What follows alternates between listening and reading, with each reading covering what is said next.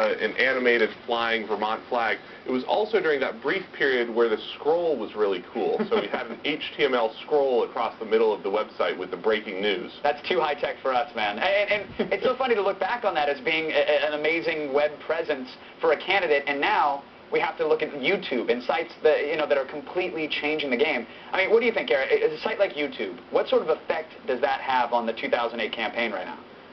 Well, the 2008 campaign has been defined by YouTube from its first moments. If you go back to the summer of 2006, Virginia Senator George Allen was the leading candidate, the front-runner for the Republican presidential nomination, right up until the YouTube clip of his famous macaca moment. Right. If it wasn't before that, he absolutely would be the nominee for the presidency today, and John McCain would be just sitting in the Senate. But some Garrett, would say that the MSNBCs and the CNNs and the Fox News of the world, they played that clip ad nauseum. They had just as much fun with it. Is there a different set of people watching these videos on YouTube that actually changes it and makes that site have any more power or any more influence than a major news network?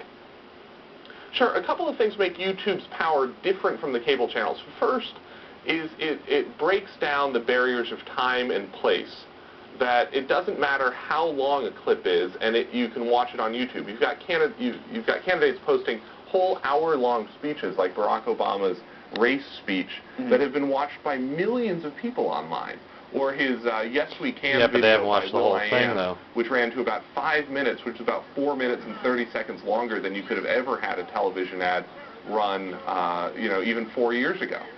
And aside from that, like, who's watching these videos, though? I understand that the campaigns themselves are making the videos and putting them on there and using YouTube as a tool, but who's watching it? Because I think some people still think of YouTube as this sort of young thing where maybe now it's affecting the tweens and a younger demographic, but is it more than that?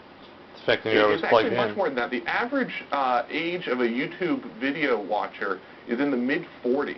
Wow. So we're talking about a much older audience than you would typically suspect with a web tool like that. And so it's not just your teens, it's not just your 20-somethings, but certainly you're seeing a lot of 20-somethings turning to YouTube. Now, how many people are actually seeing from different places, like from work, from home, from school? And aside from just making longer clips that they normally couldn't afford to air, what are the candidates doing differently because of YouTube? I mean, are they out there filming each other in hopes of maybe getting that next big moment that they can put online to affect their campaign? Of course, during the Howard Dean's campaign just 4 years ago, we would be out there taping the speeches and the remarks of our opponents, but the best that we could do right then was scratchy little audio tapes, some tape recorders, maybe a digital recorder or two. Now, though, you've got your little handheld video cameras that are as good as anything that a TV station can put together. And so you've got the candidates out there filming each other at every moment. And so if you're a candidate today, you really have to think that any moment that you're out in public, and probably a lot of moments that you think that you're in private too, are being broadcast to the world live.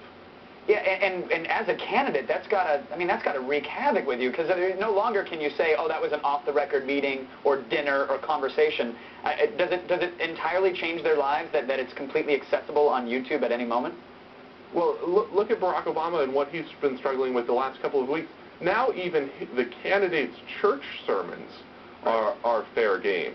These are moments that we never would have had access to 4 years ago, 8 years ago, or longer. And these moments are the legitimate moments. And I actually want to talk about a video. Last week there was a doctored video. It was like some documentary footage from the war room. And it got pulled from YouTube. They said, hey, wait, this is completely fake. Are we now running the risk of like a sort of a wag the dog type scenario or something where fake clips are now involved to affect these campaigns?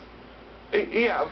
Not above the realm of possibility. Internet, remember, where you can write anything in Wikipedia, that you can blog anything that you want.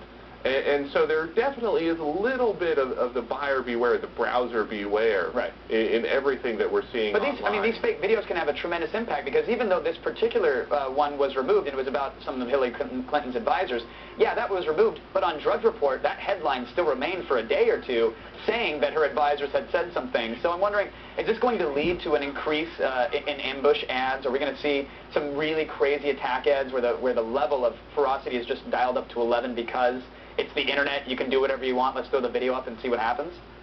I imagine so. If you look back to the Swift boat attacks on John Kerry in the 2004 campaign, those look sort of hopelessly out of date today because they actually raised the money to buy television time to show their ad. Now today, not only are you don't have to raise the money to get your ad on TV anywhere, because it costs the same amount whether one person watches it on YouTube or 1 million people watch it, but at the same time, you don't have to hold to the 30-second, the 1-minute advertising model anymore. You know, you can put up a great, devastating 3-minute, 5-minute, 10-minute ad, and everyone out there will flock to it. Cost you you can use YouTube to gauge like how popular is this material. Okay, this is worth spending the money on to put it on television. I can't wait for 2012. I want to see how that one's going to go down. But Garrett, thank you so much for stopping by. I really appreciate your time. Thank you for keeping us in the loop. Right now, let's go back on over to Olivia. Hey, So good summer job, is right Mr. around the Graff. corner, and G4's got some He big responded things to planned for you guys something to I stay reported out of the earlier, sun. so Keep your asses hey, on the couch hope, and check out what we enjoyed it. have in store.